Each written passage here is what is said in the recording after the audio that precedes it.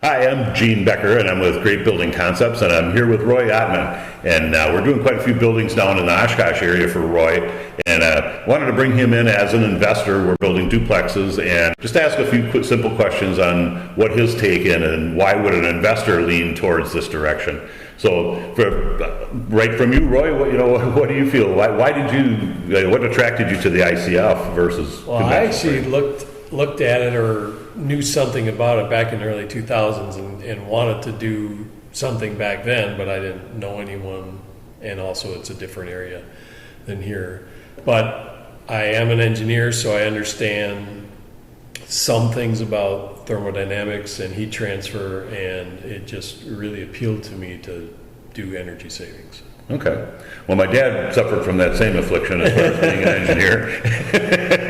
And we give Roy a hard time about being an engineer, but we love the engineers actually because they understand why we're doing the things we're doing here. What did you see as far as costs compared to, as an investor? I know that's, a main portion of what you're doing. Yeah, I'm sure I'm maybe a little bit different than maybe a traditional investor because I wanted to do it for long term.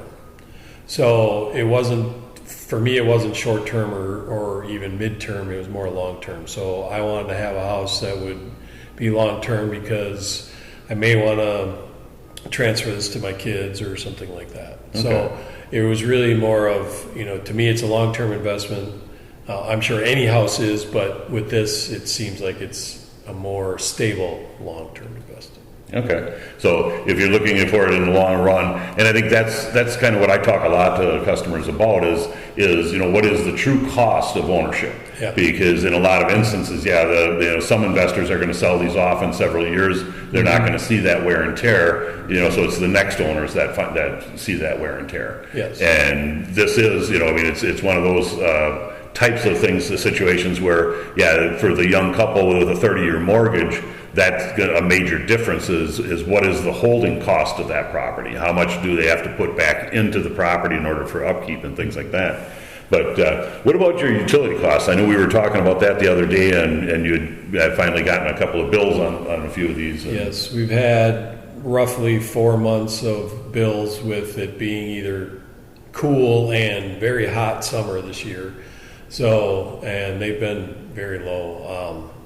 I compare it to my other house, and it's like, I don't know, probably a fifth of it. Okay. So it's in that $50 to $70 range for the last 3 months. It's August now, and it's been very hot this summer. Awesome. That's great to hear. Okay. We kind of touched down on that as that long-term advantage. Right. What we're seeing in like the Valley Home Builders Association, or the National Association of Home Builders, right now is predicting on average 50 years as far as the longevity of the average home. So somewhere in that 30-year mortgage, you've got major renovation costs that are just not being addressed. So if there's more you would touch down on it. Yeah, well, I'm hoping we don't have to do any major renovations, obviously, but you're looking at the long-term costs, which is energy is a big one, right? So that's where I think we'll be doing a lot better. Okay. Yeah, and the one thing that we thought about was maybe doing a different style of roof, maybe doing a metal roof instead of a shingle. Maybe that's one place we could have prevented long-term costs, or changing the roof out in 30 years or whatever it is. Correct. But beyond that, I don't think we'll have to touch anything, or anything major. Well, I look forward to being friends for that length of time, Roy. I appreciate you taking time and letting us interview you like this. Yes. Thanks. I'm very happy. Thanks.